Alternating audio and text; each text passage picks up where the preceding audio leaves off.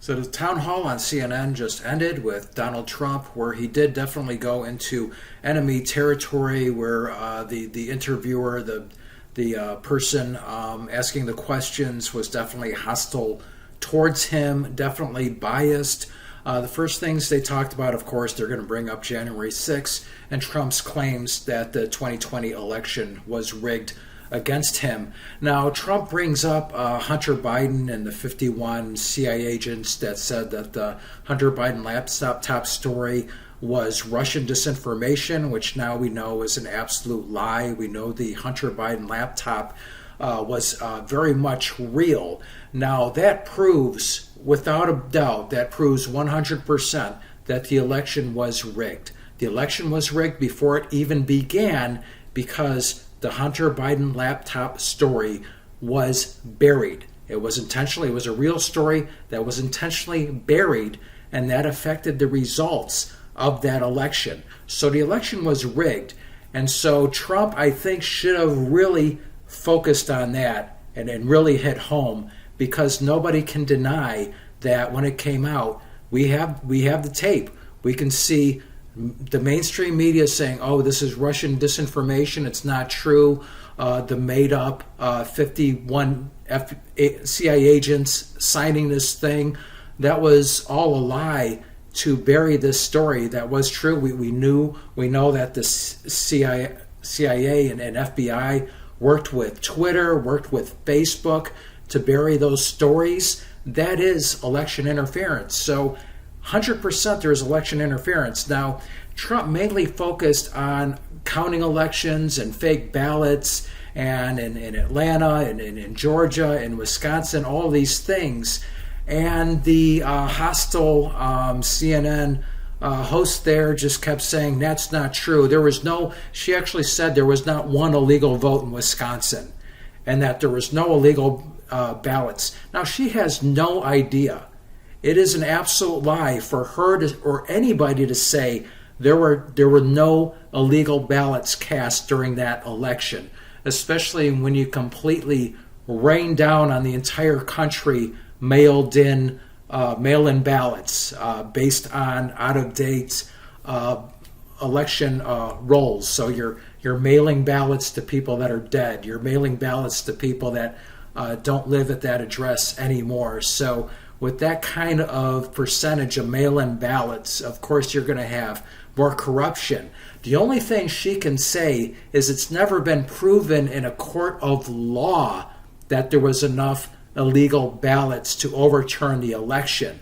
That's the only thing that she can say that's true. But for her and anybody else to say, oh, the election was not rigged, all the ballots were counted, there was nothing nefarious going on with any of the ballots, not one ballot in Wisconsin, what was illegal, that's a lie. They're just lying to the people, which of course they do a lot. Now, she did start kind of getting under his skin. There was a time where he referred to her as a nasty individual, but when it was done, he shook her hand and said good job. So he kept his composure better than he mostly does, certainly better than he did with Chris Wallace in the first debate he had with Biden. So I think he learned from that. So for the most part, he kept his composure. He had his wits with him. They kept attacking him on having government classified documents, and he kept talking about Biden, who was vice president, didn't have the authority to declassify documents, which Trump did when he was president. And she just kept interrupting him and not, talking anything about the ridiculous nonsense with Biden and all the classified material, and classified material that was just open in the garage, not like in Mar-a-Lago where it was locked, where we had Secret Service around. None of that is security going on as far as Biden. But, whenever he brought that up, she kept shutting him down. So obviously not really a fair interview, and certainly not the way they would have interviewed Joe Biden. I mean, the way she attacks Trump compared to when they asked Joe Biden questions. Oh, hey Joe, what kind of ice cream do you like? I mean, it's kind of a joke, the double standard. Now, they talked about obviously January 6th, and Trump said if elected, He would acquit. He wouldn't quit all of them, but he would quit a lot of people currently in jail for January 6th if they weren't violent. And he said not all of them, because he has to see what they were in for and what they did. So I think he did well on that. The issue of gun control came up, and he's talked about Chicago having the strictest gun control laws in the country. And look at all the violence that still goes on. So talking about the ineffectiveness of gun reform or policies that can control this. And really he talked about focusing on the mental health issues. The border came up, of course, and of course our country's getting invaded. And now we have the Mayorkas not taking any responsibility and saying, oh, the Republicans in the Congress, it's all their fault, even though the Democrats had the Congress for 2 years. And now Title 42 is ending. We're just going to get invaded. The Ukraine war came up, and she kept saying, well, do you want Ukraine to win? And Trump kept saying it's not about winning, it's about stopping this war to stop people from dying, which I thought was a really strong answer. And why isn't anybody else saying that? I mean, that should have been said from the beginning of this. We have to end this war as soon as possible to save lives. Nobody talked about that. It was all about hating on Putin. And she even said, would you call Putin a war criminal? And Trump's like, calling somebody a war criminal when you're trying to negotiate with them for peace is kind of stupid. So, I mean, it just kind of shows how oblivious she and a lot of people are. So you want to keep attacking Putin. How is that going to bring peace? How is that going to save lives?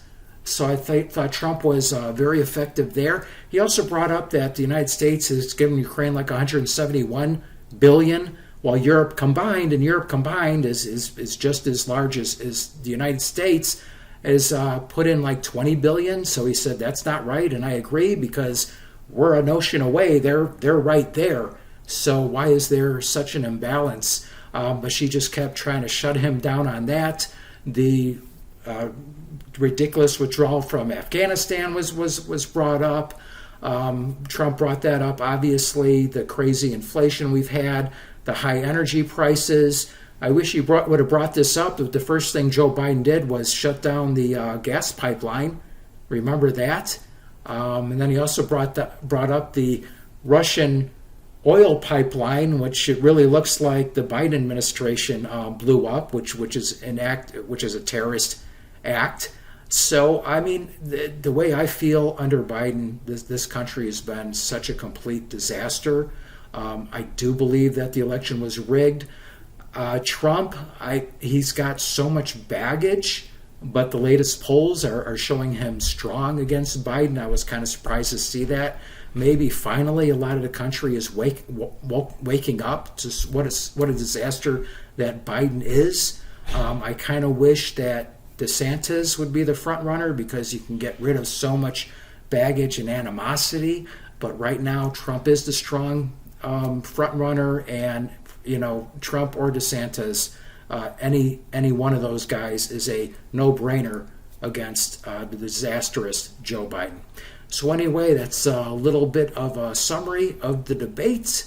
Overall, Trump did well, kept his composure, even though, once again, the woman there was very hostile, kept interrupting and asking him the same question, 6 times over. When he, gave a general, not an exact answer, but a general answer, certainly an acceptable answer. But overall, I think he did well. I really wish he would have done better during that first debate with Biden. But that's happened then. Nothing you can do about it. And right now, we just have to look forward and see what happens from there.